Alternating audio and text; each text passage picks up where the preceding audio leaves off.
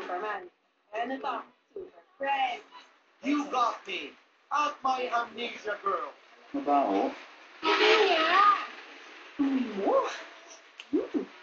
Sunod-sunod rin na tunghayan sa pag-host ng mga programang Entertainment Live. Happy Yippee Yay! Pinoy Big Brother at The Buzz!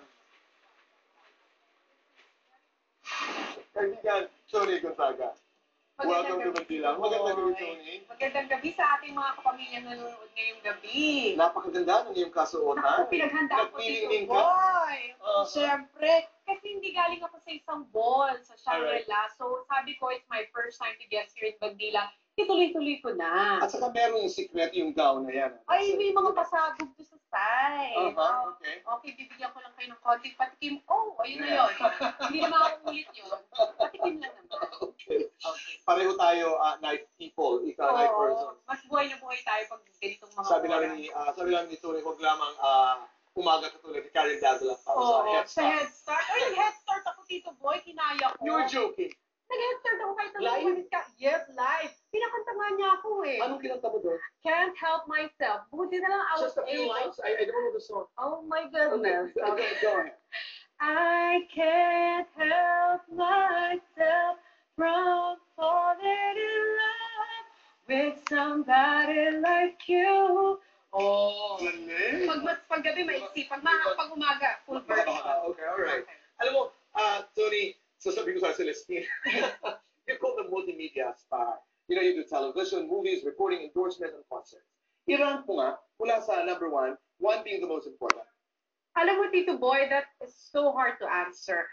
Ako lagi akong tinatanong, ano ba yung mas important sa'yo? What do you love the most?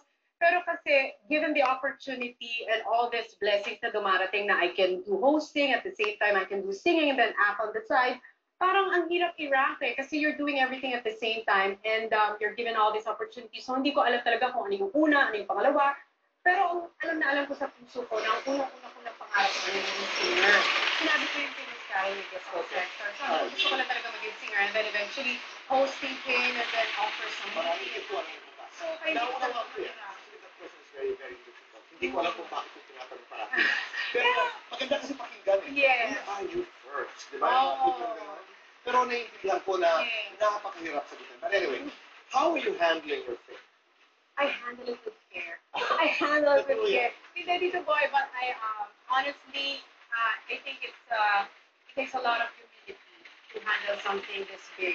And I think I have to give credit to my parents for keeping me grounded and for instilling the values and principles na meron ako ngayon. Dahil sila yung nag-level sa akin sa lahat ng mga ginagawa ko ngayon at kung ano man ang marating ko. Sila ang nagpapantay ng, tsaka yung nilulugar nila ako kung saan lang ako. You know, I remember my last conversation with